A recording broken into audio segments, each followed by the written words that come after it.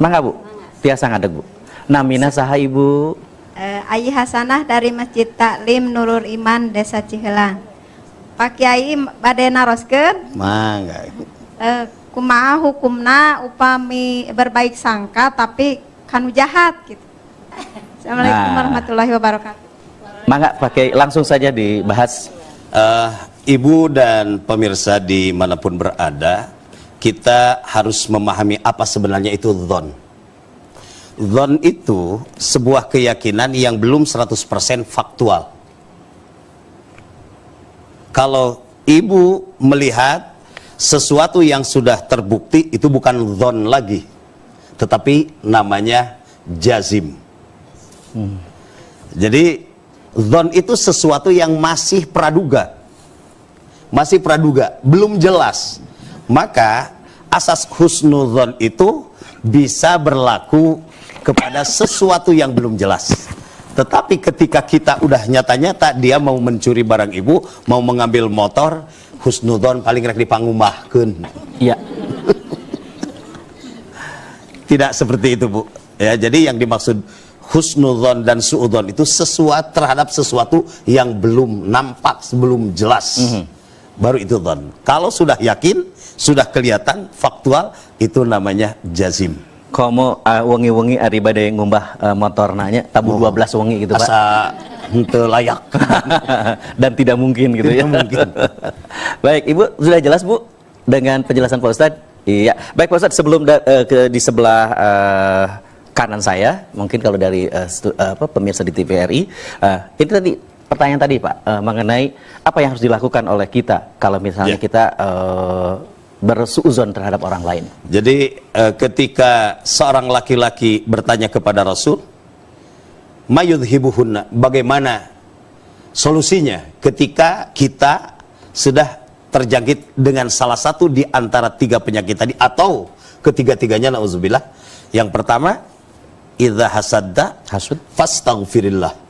Apabila kau hasud, dengki, segera beristighfar kepada Allah, karena ternyata hasud itu bukan hanya menjadi siksa terhadap kalbu dan perasaan kita, tetapi juga menghancurkan nilai amal kebaikan kita. Yang kedua, wa idza tatayyarta, apabila kamu berpirasat buruk, famdi, maka jangan ikuti pirasat itu. Karena dari pirasat itu akan melahirkan sikap suudzon kita terhadap Allah Subhanahu wa taala. Asa teu ngaranna hate mama moal waka salat ayeuna mah. Tadi mah mau ke pengajian saya teh cuma perasaan gak enak nih, ada pirasat kurang baik. Asa panas gitu ya. Asa panas, soalnya batur mah pingnya udah buricak burinong misalkan. Nah, Ibu, pirasat-pirasat apalagi yang mengganggu kebaikan, kata Rasul, famdi, lewat saja. Bismillahilladzi la yadhurru ma'asmihi syai'un fil ardi wala fis. Ingat, dengan menyebut nama Allah, sesuatu di dunia ini tidak ada yang membuat kita madarat.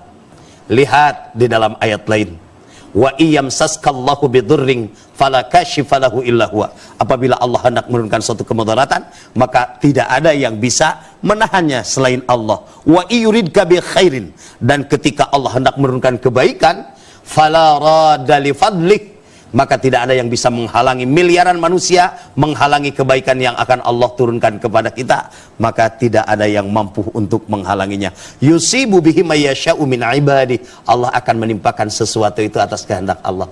Dan yang ketiga, wa idza dzananta, apabila kamu berprasangka buruk, fala tuhaqqik, maka jangan diikuti terus prasangka itu. Karena dari prasangka buruk itu biasanya ketika kita mendengar kabar yang tidak jelas, atau zaman sekarang hoax gitu ya. Hoax. Nah, maka hati-hati. Tapi insya Allah kita tidak akan berbicara hoax yang menjurus kepada politik. Ini khusus pengajian kita. Ingat bahwa dari manapun ketika ada hoax, itu kabar buruk, jangan menjadi suudzon.